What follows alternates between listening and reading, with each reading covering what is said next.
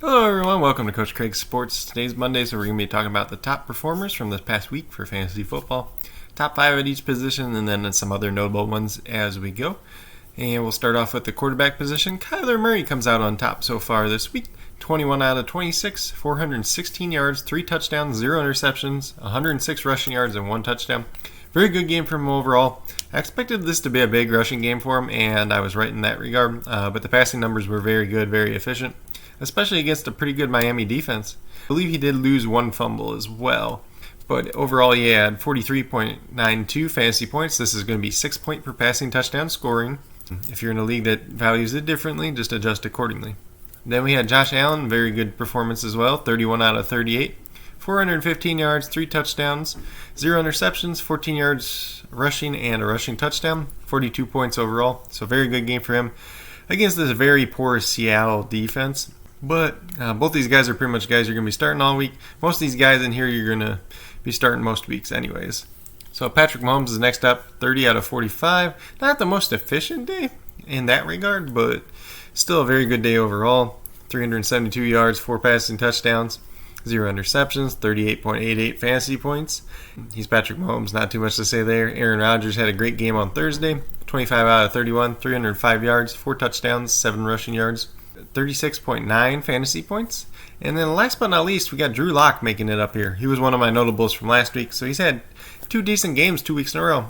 25 out of 48, not the best completion percentage in the world. 313 yards, 2 touchdowns, 1 interception, 47 rushing yards, and 1 rushing touchdown, 33.22 fantasy points. So we'll have to see if he can keep this up in the coming weeks. But if he can, he's definitely going to be in play towards the end of the season. Other notable performance were Teddy Bridgewater. Had a pretty solid game against Kansas City overall. Ben Roethlisberger was very efficient versus Dallas, had 3 touchdowns. Drew Brees, very efficient last night on Sunday Night Football. They didn't have to play too hard in the second half of that game, and he still put up respectable numbers. And then last but not least, Kirk Cousins was very efficient once again, and that was against the Lions defense as well. But overall, quarterback position, pretty good week for them overall. Now we'll move over to the running backs, and the running backs were a completely different story. There's 2 top-heavy guys, and everybody else after that was very bad this week for running backs. So the top dog was Dalvin Cook, 206 yards rushing, 2 rushing touchdowns, 2 receptions for 46 yards, 39.2 fantasy points. So he's been the number 1 running back 2 weeks in a row. He's a very good running back. Just expect more of that to continue. Probably not these high of point totals as he goes against better defenses against the run at least. But he should be solid week to week. And then Christian McCaffrey returned from injury. And he had 69 yards rushing, 1 rushing touchdown, 10 receptions, 82 yards, 1 receiving touchdown, 37.1 fantasy points. Very good day for him overall. Nice to see that in his return. He does have a little bit of a shoulder injury now, so let's see how that progresses, see if he misses any time because of that. Then we get down to the nitty-gritty. So we got J.D. Mckissick, 17 yards rushing, 9 receptions, 65 yards, and 17.2 fantasy points overall. This is going to be full point PPR scoring, so if you guys use a little bit different format in your league, just adjust accordingly. But it just kind of shows how bad this week was. And then next up, we got somebody we never thought would be in the top 5, Kalen Ballage. 69 yards rushing, 1 rushing touchdown, 2 receptions, 15 yards, 16.4 fantasy points. So Justin Jackson, he only played about 2 or 3 plays in this game, got hurt.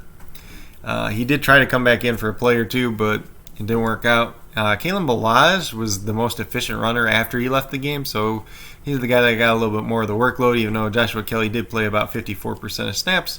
Ballage could be somebody to look at for waivers this week. We'll have to look a little bit more into that tomorrow. But very good day for him overall, especially in this format. And then we had Alvin Kamara, 40 yards, 1 rushing touchdown, 5 receptions, 9 yards, 15.9 fantasy points. And like I said with Drew Brees, Saints didn't try very hard in the second half because they were winning big. So Kamara could have had an even better day. Then the last other notable performance there was James Robinson, 99 yards rushing, 1 rushing touchdown. And he had no interceptions in this game, so that would be something to look at going forward with Jake Luton and as quarterback if he throws the running back position at all. And then you have the factor Chris Thompson. This was his first week coming back, so he'll get a little bit more of the pass catching work as well. So we might have to bump James Robinson down a peg or 2, but he's still going to be a guy that you can rely on for the rest of the season, though, especially as like a solid running back number 2. Then at wide receivers, We had Richie James from the Thursday night game coming in as the wide receiver number 1 this week. 13 targets, 9 receptions, 184 yards, 1 touchdown, 33.4 fantasy points. Honestly, nobody expected this. Nobody started this guy pretty much. If you did, congratulations to you, but it's not going to happen very often going forward. He had more receiving yards in this game than he had in one of his whole seasons. So he's not a guy that you want to go out and add on waivers. Then we had Davonte Adams. This is the 3rd week in a row that he's finished as the number 2 wide receiver on the week. 12 targets, 10 receptions, 173 yards, 1 touchdown, 33.3 fantasy points. Then right behind him we had Tyreek Hill. He saw a whopping 18 targets in this game. That might be a career high for him. I'm not sure off the top of my head, but it definitely could be. He had 9 receptions and 113 yards, 2 touchdowns. He also had a carry for 8 yards, 33.1 fantasy points overall. Like I said, him and Davonte Adams are going to be starting every week, regardless, pretty much. DJ Chark had a very nice game with new quarterback Jake Luton. 12 targets, 7 receptions, 146 yards, 1 touchdown, 27.6 fantasy points overall.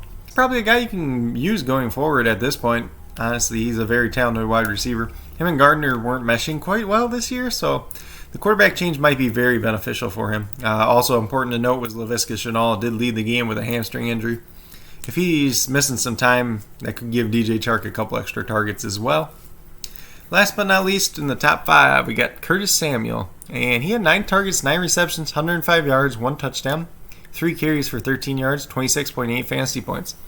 So he had a second good week in a row. I don't know if Kansas City was just trying to take away DJ Moore, but he didn't see a lot of the targets, and that benefited Samuel quite a bit.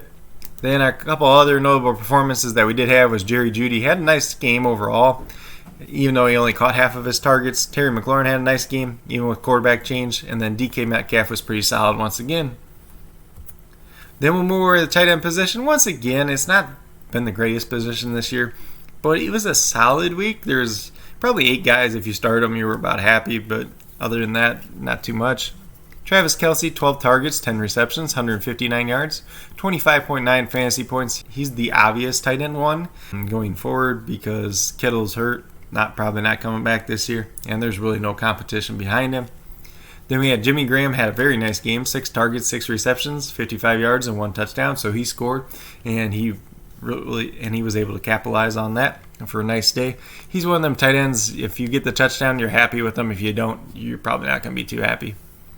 Then we saw Evan Ingram, 10 targets, 5 receptions, 48 yards, 1 touchdown, 15.8 fantasy points. He's kind of like my sleeper tight end that I mentioned for this week, just because he's getting all those targets, and then Golden Tate was gone, so it could help him quite a bit, especially if Tate is to miss more time. Then Evan Ingram could play in the slot a little bit more as well.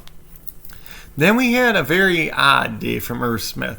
4 targets, 2 receptions, 10 yards, 2 touchdowns, 15 points. Probably not many people had him on their team, and probably even less people started him unless you really needed a tight end this week and you're in a deep league. But this was a weird day for him. He actually only played in about 38-40% of snaps too, which was down quite a bit for him. I don't really know what to say about him at this point. I don't think he's somebody I'm going to go rush out and pick up on waivers though, because if you're going to rely on him, it's probably not going to help you. And he had 2 touchdowns all last year, and that's what he got in this game. And then we had TJ Hawkinson, 8 targets, 5 receptions, 39 yards, 1 touchdown, 14.9 fantasy points. Pretty solid day overall for him. As long as Galladay is out, you can start TJ Hawkinson and pretty much not have to worry about that. And then the other notable performances were Hayden Hurst. Had a pretty solid day overall. Kind of what I expected with Calvin Ridley missing. But overall, these are the top performers for Week 9 for fantasy football by position. And if you guys think I missed anyone on this list, be sure to leave a comment down below. Let me know what you think about these guys that were the top performers this week. And if you think they're going to repeat it, who you think the top performers for next week are going to be. And anything else you guys want to share with me. If you guys need to reach out to me for any reason at all, feel free to do it, whether it's down in the comments at CoachCraigSports@gmail.com, on the Coach Craig Sports Facebook page, or on Twitter at Coach Craig Sport. If you guys liked and enjoyed this video, please give it a thumbs up. If you haven't already subscribed to the channel, please consider doing so, as it helps build the community that we're trying to build here at Coach Craig Sports, and that's one for you guys, the viewers. And with that being said, if you've yet to hit the notification bell, also do that. It'll let you know every single time I post up a video. Once again, we do top performers on Monday, waivers on Tuesday. Wednesday is the Thursday night football preview, starts and sits for that one. Thursday is the DFS value picks. And Friday, I go through every remaining matchup for the week and doing starts and sits. But that's all I got for today. Hopefully you guys all enjoyed this video and have a great rest of your day.